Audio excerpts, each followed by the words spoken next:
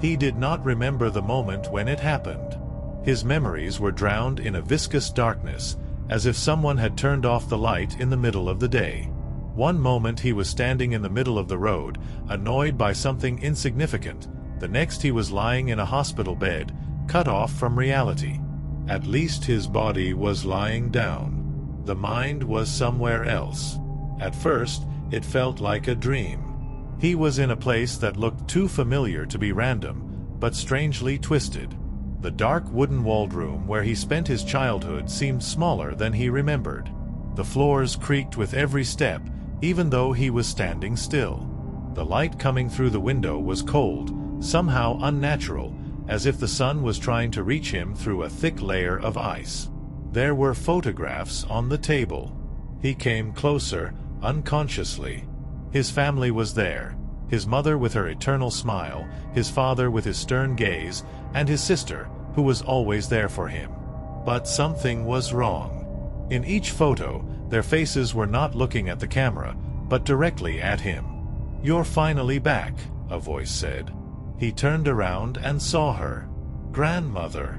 The woman who passed away when he was still a teenager. She was sitting in a rocking chair, the one she used to spend her evenings in when he came to visit. Her gaze was as warm as he remembered, but something about it bothered him. "Grandmother? What is it?" he whispered. "I knew you'd come," she replied, as if his arrival here was inevitable. "You've been resisting for a long time. Where am I? Is this a dream?" He began to look around, trying to find an explanation. "Not really. This is the place between. You're here because your body doesn't decide whether to fight anymore." The words sounded heavy. He remembered the sound of brakes, the hum of impact, and the silence that followed. A few seconds later, his life split into before and after. "I have to go back," he said, although he didn't quite believe it himself. "Go back?" Grandma bowed her head. Her tone changed, became more stern. "Go back to what? Do you think it's simple? You've ruined so much in your life. Do you think they'll let you just leave?" Her words had punched a hole in him. His mistakes surfaced like long-forgotten photos from an album. The face of his mother, disappointed by his refusal to come to the hospital when she was ill. The look of the sister who begged for help the day he refused to come, too busy with his career. The abandoned woman with whom he once dreamed of building a family. "I can fix it," he replied, but his voice faltered. "Fix it? Are you sure you want to return to that world?" She stood up. Her figure seemed to grow taller, and the room seemed to get smaller. The floor began to crack under his feet, and he felt himself being pulled down somewhere. Fear gripped his heart. "Stop! Stop it!" he shouted, but Grandma had disappeared. He found himself in an endless space surrounded by shadows. They weren't real creatures, rather, they resembled the silhouettes of people he had once offended or betrayed. They were moving towards him, their whispers getting louder. "You always think only of yourself," his sister's voice rang out. "You betrayed me," the voice of the woman he loved. "You came too late," it was his mother's voice. "No. Stop it," he shouted, clutching his head. He felt like he was losing himself. His mind was shattering like glass under a hammer. "Do you think you can escape?" Grandma's voice rang out again, but now it was coming from everywhere. "Show me you're ready." Shadows began to envelop him. A cold emptiness filled his chest. Everything he knew about himself seemed to be dissolving. He remembered the words of his father, who always told him that everyone has to pay for their mistakes. And suddenly, in that darkness, he saw a light. It was faint, barely noticeable, but it was there. The whispering of the shadows became quieter. He moved towards the light, overcoming fear, pain, and inner barriers. Every mistake he made seemed to be relived by him. He felt how hard it was to forgive himself, but realized that there was no other way. Suddenly, he heard the doctor's voice. He realized that he was coming back. As he stepped towards the light, the scene in front of his eyes changed so abruptly that he felt dizzy. He was no longer in the void. Instead, he found himself in the schoolyard, where he once spent his best years. The bright sun illuminated the colorful colors of the football field, but something was wrong. Everything looked too perfect, as if it was an illusion carefully constructed for him. He noticed children running around, but as he got closer, he realized that their faces were blank, like masks. They had no eyes, noses, or mouths. Just smooth skin surfaces, and yet they were laughing. The sound of their laughter echoed in his head, causing great discomfort. "Why did you come back?" a voice rang out. He turned around and saw his primary school teacher. The woman looked the same as in his memories, strict, with a low bun of hair. I do not know," he answered honestly. "You were my favorite student, but even you have not remained sinless. Remember how you framed your friend. Did you think no one noticed?" Her voice sounded accusatory. He remembered. It had been so long ago that he had almost erased it from his memory. As a child, he replaced a friend's drawing with his own in order to receive the teacher's praise. It seemed like a small thing at the time, but now it came back to me with an oppressive pain. It was just a stupid act by a child, he tried to justify himself, but the woman just shook her head. Every little thing matters. The scene changed again. Now he was in his room, but not in the real one, but in a distorted version of it. The toys he used to play with as a child seemed huge and menacing. The teddy bear that had once been his favorite was now staring at him with dead eyes. His father was standing in the corner of the room, but he was as motionless as a statue. "Father," he called, taking a step forward. "You disappointed me." His father's voice was thunderous, and every word sounded like a sentence. "You could have been better, but you chose the easy way." He fell to his knees, trying to justify himself, but the words stuck in his throat. It was hard for him to breathe, as if the air in the room had suddenly become as thick as water. Suddenly, everything went dark again, and he found himself in a completely new place. He was standing on the subway platform. It was quiet, too quiet. Empty carriages passed by, their doors opening and closing, but there was no one inside. He felt like he was being watched. "You still don't know where you are?" Grandma's voice rang out again, this time from the speakers on the platform. "No," he screamed, turning around. "What do I need to do?" "Look ahead," she said. The train pulled up, but not ordinary passengers got off it. These were the people from his life, the friends he had betrayed, the woman he had loved and left, his mother, his sister. They looked at him with disdain, as if they saw through his soul. "You don't belong here," his sister said, and the train moved on, leaving him alone. He couldn't figure out how much time had passed. It seemed that the days, hours, and minutes had disappeared into some endless vortex. Suddenly, he noticed that the space around him had changed. Where there was emptiness, now there is a house. The very house where he grew up. But it wasn't just a building from his childhood. It looked different, as if it had been pulled out of the darkest of memories. The old wooden facade, which had once been a warm amber color, now seemed gray and pitted by time. The doors creaked like the groans of a dying man, and the windows stared at him like empty eyes that knew something but didn't speak. He took a step inside, and the wooden floorboards beneath his feet hummed as if the house was against his presence. Dust hung in the air, filling my lungs with heaviness, as if everything inside was forgotten and cursed.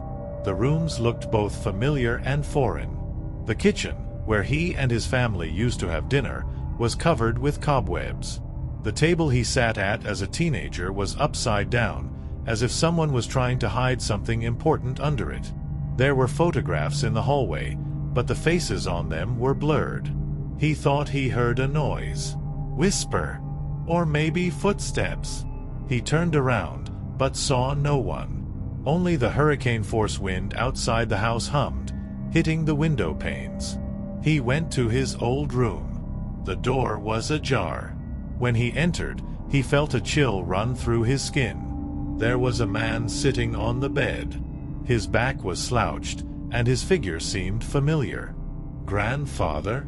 "What is it?" he whispered, even though everything inside screamed that it couldn't be true. The old man sat quietly, his head bowed. Slowly, as if someone had given a command, Grandpa turned his head. His face looked the way he remembered it the last time before his death, wrinkled, tired, but kind. "You shouldn't have come back here," Grandpa said, his voice low but with a hint of warning. "What are you doing here?" He wanted to step closer, but something inside stopped him. Grandpa raised his hand and gently placed it on his shoulder. Her weight felt strangely heavy. At that moment, Grandpa looked into his eyes, but instead of warmth and kindness, he saw something frightening. Suddenly, Grandpa began to change. His skin began to shrink, as if it was being pulled by an invisible force. His eyes went out, and his face began to distort, turning into a creepy mask. The skin dried and cracked like wood under the scorching sun, exposing the bones. "Do you think you can fix everything?" Grandpa said, but now his voice sounded like a hollow rasp. A second later, he crumbled into dust, which instantly disappeared, leaving only a skeleton that collapsed to the floor with a thud. He jumped back, feeling his legs betray him and his body shudder. The skeleton lay in front of him, and from the empty sockets it seemed to be looking directly at him. "No, it can't be real," he said, but his voice sounded weaker than he had hoped. He jumped back, feeling his legs betray him and his body shudder. The skeleton lay in front of him, and from the empty sockets it seemed to be looking directly at him. "No, it can't be real," he said, but his voice sounded weaker than he had hoped. Suddenly, the house began to change. The floor began to cave in under his feet, and the walls began to tilt, as if the building were trying to swallow him. Water began to gush through the cracks in the ceiling, and that same hurricane burst into the room. The wind was so strong that he could barely stand on his feet. He ran back to the exit, but the door was gone. The house was no longer a safe place. He felt something invisible grabbing his arms, his legs, pulling him down. It seemed to him that he was shouting, but his own voice was drowned in the roar of the wind. Outside, he saw the tree in front of the house burst into flames, as if it had been struck by lightning. The house was no longer a refuge. He was a trap that was trying to consume him, destroy him. In a whirlwind of chaos, he suddenly found himself in another place. Everything went quiet. The air was filled with a strange silence, piercingly calm after a violent hurricane. He was standing on a hill, which he immediately recognized. It was a place where they loved to go with her. The green grass swaying in the wind, the sky strewn with thousands of stars, and the tranquility, as if the whole world stopped just for them. Her name was Emily. She was the light in his life, which he himself seems to have destroyed without even realizing it. He looked at the familiar scene, and the memories came flooding back. They were happy. They came here every Friday. She brought a basket with their favorite food, and he brought an old blanket so they could sit under the stars. Emily laughed as she watched him try to light a fire, and then teased him for doing everything wrong again. Her laughter, that clear and melodious sound, always brought a smile. One night, on one of those nights, she said, "You know, I would stay here with you forever. I don't need anything except this moment." He remembered grinning at her then, calling her a hopeless romantic fool. But her words stayed with him even after she left. Now, standing in this place, he felt something strange. A light breeze brought the scent of her perfume. He would have recognized this fragrance anywhere. He turned around and saw her. Emily. She was standing in the summer dress he remembered her in. Her hair was fluttering, and the smile on her lips was as soft as before. "Emily," he whispered, not believing his eyes. She didn't answer, just stared at him. But there was something strange in her eyes. Something's wrong. He took a step forward, but suddenly she raised her hand as if to stop him. Why didn't you come then? What is it? She asked softly, but her voice sounded like she was both near and far away. What are you talking about? Emily took a step toward him. Her movements were jerky, like a poorly controlled puppet. She raised her hand and ran it through her hair, and then pulled out a strand of them.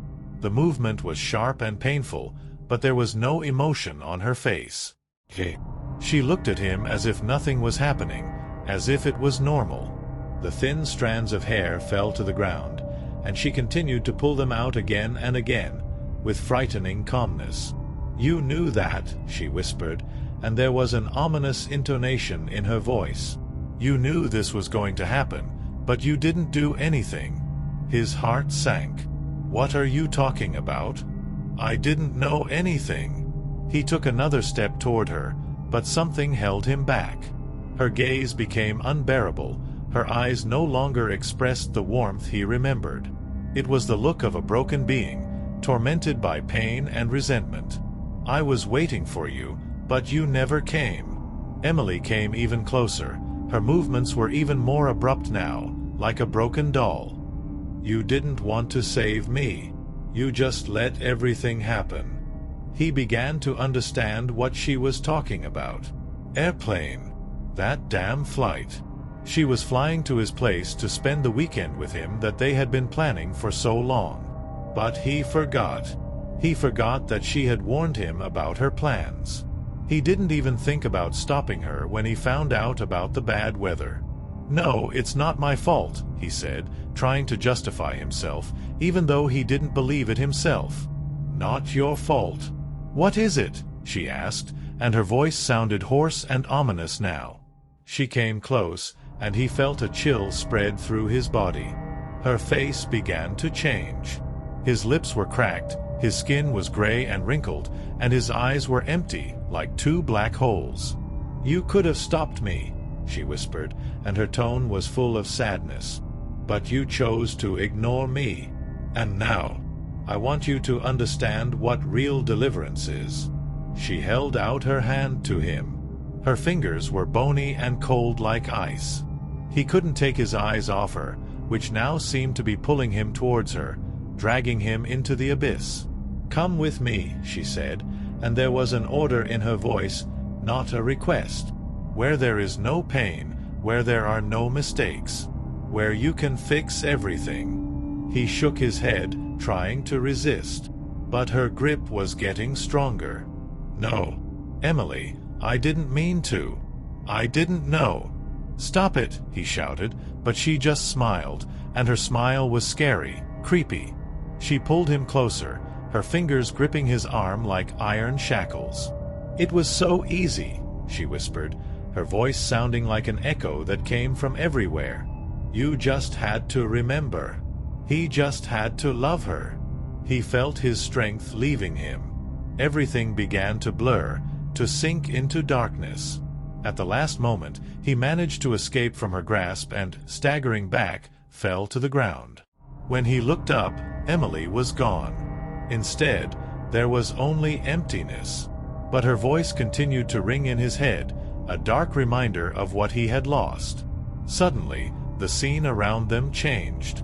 Everything went dark, as if someone had turned off the light, leaving only a faint grayish twilight.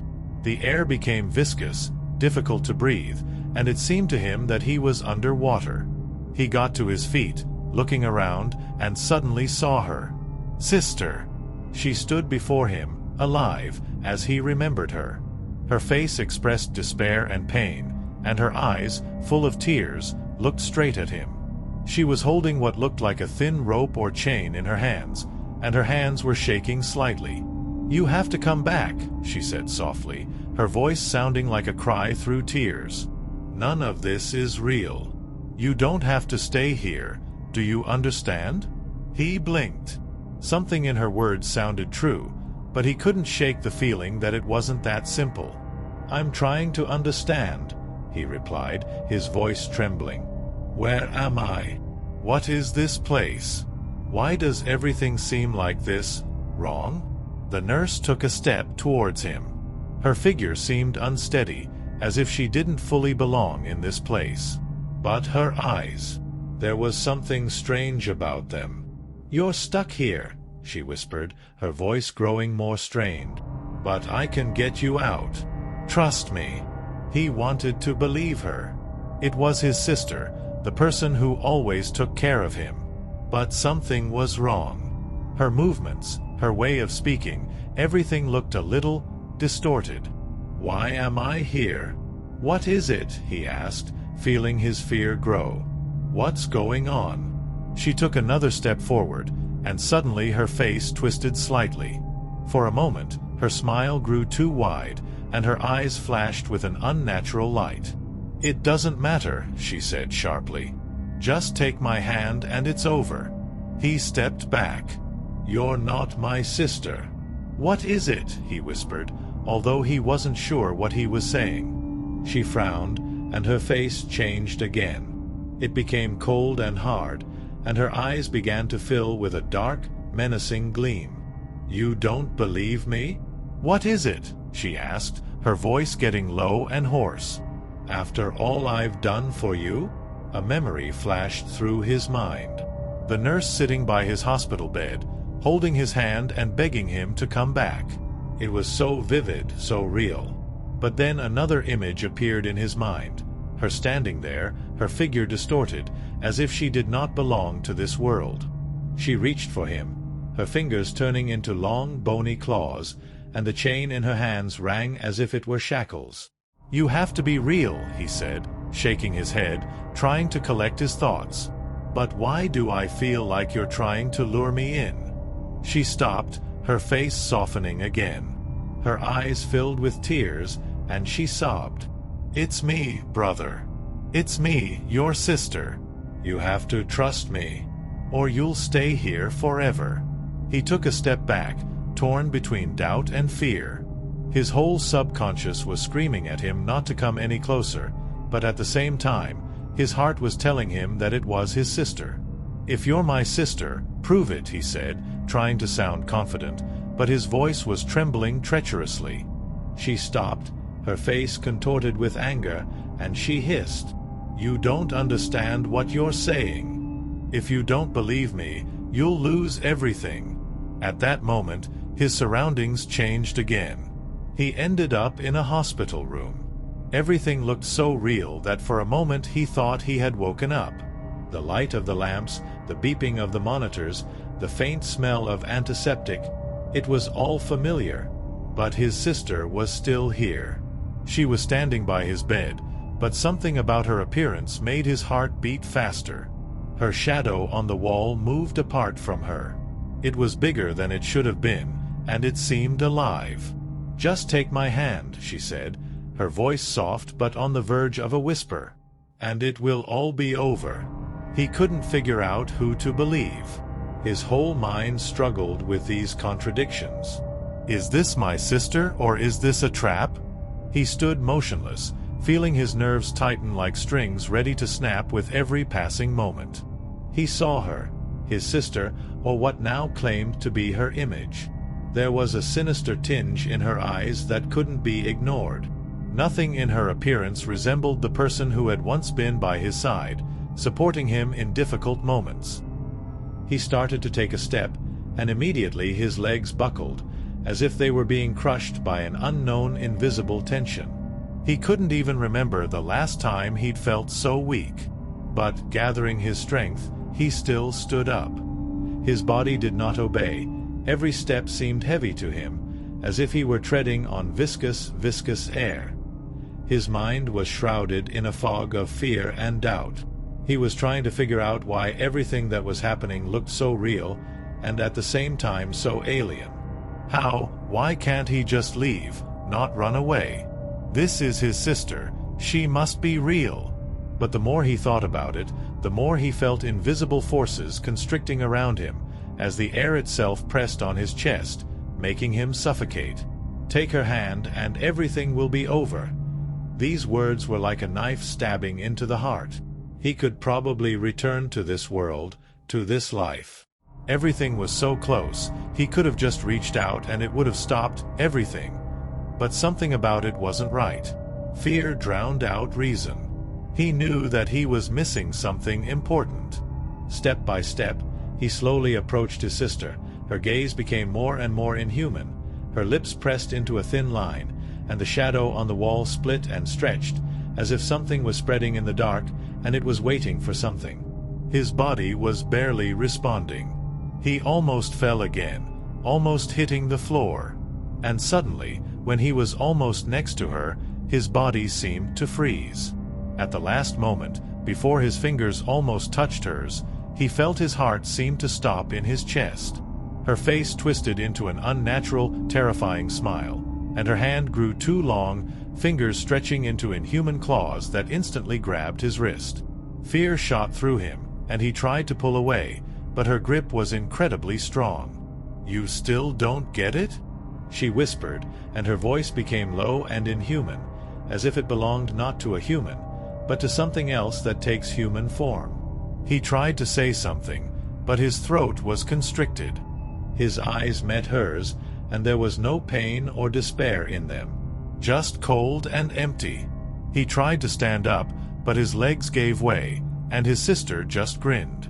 "You were wrong from the start," she whispered, squeezing his hand harder and harder. His body began to tremble with pain, and he felt her claws digging deeper into his skin, as if they were penetrating into his very flesh. His mind was blurring more and more with every passing second. He tried to figure out where he was, what was going on, but his thoughts were confused, as if in some kind of impenetrable darkness. Fragments of memories swarmed in his head. His laughter with his sister, her caring words, memories of the pain that pushed him on this strange path. "It's just a nightmare," a thought flashed through his mind, but it was immediately dismissed as something unimportant. This world, this moment, is all too real. Her grip wouldn't let go of him, and every time he tried to jerk, her grip only got stronger, tighter, squeezing him to the limit. He could see how her eyes were becoming more and more empty, as her face, which was originally familiar, was now filled with something alien and terrifying. And suddenly a thought popped into his head, as if it had emerged from the deepest fear. What if she was never his sister? What if he had been trapped all this time, creating a false reality for himself? He didn't remember how he got here, but his mind still clung to the remnants of self-awareness. "You're not my sister," he whispered faintly, and his voice sounded almost unnatural. Laughter, low and shrill, echoed in his ears. His sister mocked him, as if she knew he couldn't believe it. Her face suddenly changed again, acquired sinister features, and light gushed out of her eyes, bright and unbearably cold. And at that moment, when he was almost unconscious from fear and pain, she began to speak, but her words made no sense. They sounded like whispers from another world where there is no place for pain or suffering. He could see her figure blurring, becoming more and more indistinct. That strange rope or chain appeared in her hands again. It was as if she was trying to bind him to her, wrap her arms around him, never to let go. "You made a mistake," she whispered again, but her voice sounded far away. "It was all your fault. You could have chosen something else. But now you're here. You can't choose anymore." He woke up, but his consciousness seemed to be caught in an endless web of pain and heavy sleep. "I tried to breathe, but I couldn't." Everything was so hazy that he didn't understand what was going on. His eyes opened, but it took him a moment to register anything. Everything seemed to be blurred. And the feelings, they seemed unreal, like in some kind of parallel world. Tinnitus. He could hear extraneous sounds, the distant beating of a heart, the faint beeping of a monitor, someone's footsteps on the floor. He tried to move, but his body wouldn't respond. Everything was so hard, as if he was chained to the bed by invisible chains. His muscles wouldn't obey, and every attempt at movement caused deep pain. And then his gaze finally fixed on the figure next to him. He immediately recognized her. It was her. His sister. but not the one he saw in the dark world.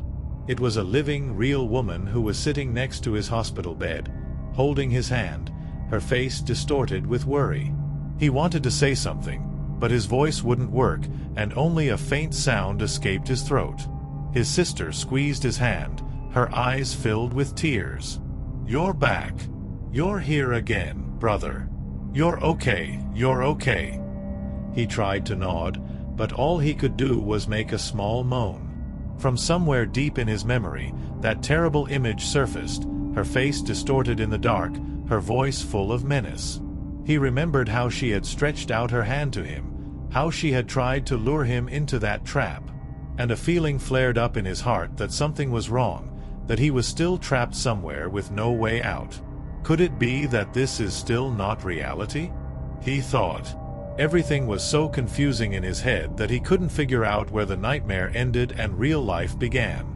His sister suddenly frowned and spoke to him, but her words were quiet and her voice was trembling. "You're in a coma.